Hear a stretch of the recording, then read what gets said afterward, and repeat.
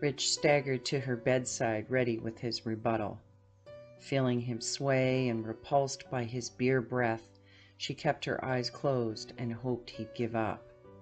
But he needed to tell her she was being a bitch, and he was mourning too, so he poked her shoulder vigorously and became irate because he didn't appreciate that you can't wake a person that's pretending to be asleep. Now it's time for Puppets, Pupils, and Producers, a story of mind over matter. Cassie ignored the speed limit while assuring herself she had a good excuse if she got pulled over by the police. Arriving at the hospital, she ran towards the ICU and found her father at her mother's bedside. Trembling, he explained they'd waited too long before going to the hospital because she thought her chest pain was indigestion.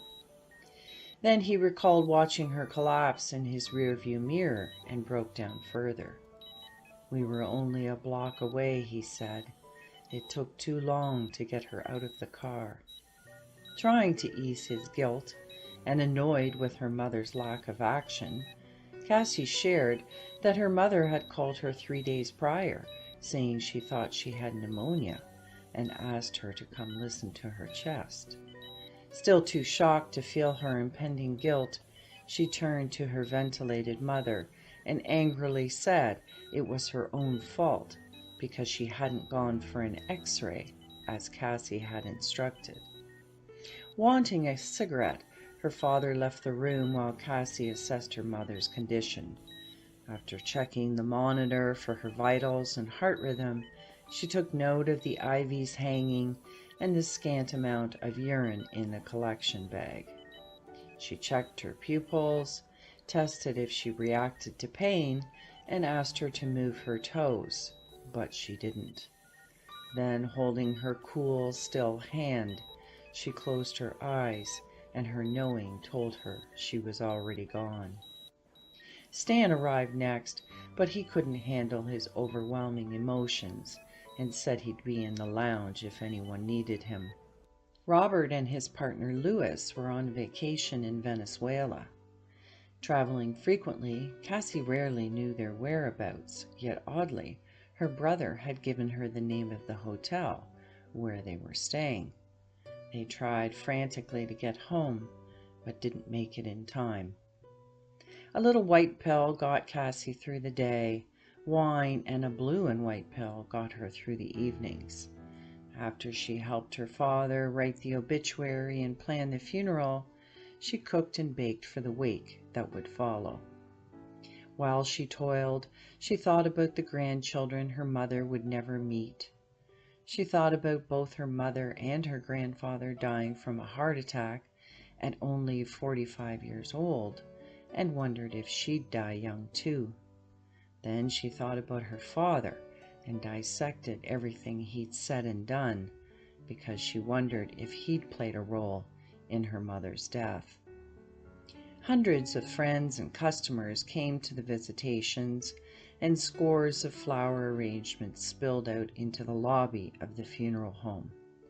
Smiling politely, Cassie greeted the strangers who talked about her mother's culinary skills, her joyous demeanor, and how proud she was of her daughter Cassie. She nodded in agreement, even though she didn't know the woman they were talking about. Following the funeral, family and close friends went back to Cassie's house, where they ate some food, had a drink or two, and shared stories about her mother. After the last of the mourners left, her drunken, stoned husband emerged from the basement and asked if there was any food left.